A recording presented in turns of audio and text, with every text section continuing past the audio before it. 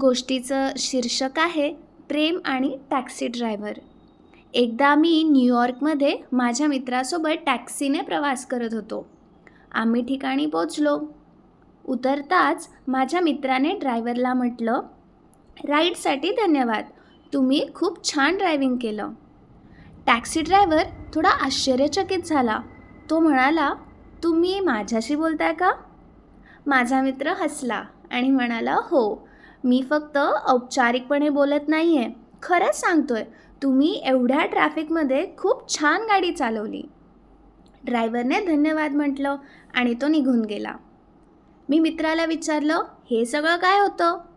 तो म्हणाला, मी न्यूयॉर्कमध्ये पुन्हा प्रेम आणि माणुसकी आणण्याचा प्रयत्न करतोय. मला वाटतं प्रेम शहर बदलू शकतं. मी हसून म्हणालो, एक माणूस एवढं मोठं शहर कसं बदलणार? तो म्हणाला, आज तो ड्रायव्हर 20 लोकांना भेटेल. जर तो त्यांच्याशी चांगलं वागला आणि ते 20 लोक पुढे अजून लोकांशी चांगलं वागले तर हळूहळू ही चांगुलपणा शेकडो हजारो लोकांपर्यंत पोहोचेल. मी म्हणालो, ऐकायला छान वाटतं, पण खरंच असं होईल का? तो शांतपणे म्हणाला, एखाद्याचं कौतुक करायला काहीच खर्च लागत नाही. काम झालं नाही तरी नुकसान काहीच नाही. उद्या पुन्हा प्रयत्न करता येईल.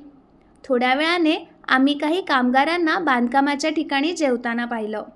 माझा मित्र थांबला आणि म्हणाला, तुम्ही खूप उत्तम काम करत आहात.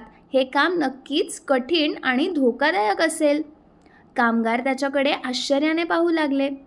त्याने विचारलं, हे काम कधी पूर्ण होईल? एकाने उत्तर दिलं, जूनमध्ये. माझा मित्र म्हणाला, खूप छान, तुम्हाला तुमच्या कामाचा अभिमान वाटायला हवा. आम्ही पुढे निघालो. मी त्याला म्हणालो, तू थोडा वेडा आहेस का? तो हसून म्हणाला, कदाचित. पण जेव्हा ते माझ्या शब्दांचा विचार करतील तेव्हा त्यांना बरं वाटेल, आणि जेव्हा लोकांना बरं वाटतं तेव्हा ते इतरांशीही चांगलं वागतात. इतक्यात त्याने समोरून जाणाऱ्या एका साध्या दिसणाऱ्या बाईकडे हसून पाहिलं. मी विचारलं, हे का केलंस? तो म्हणाला, जर ती शाळेची शिक्षिका असेल तर आज तिच्या वर्गातील मुलांचा दिवस खूप छान जाईल.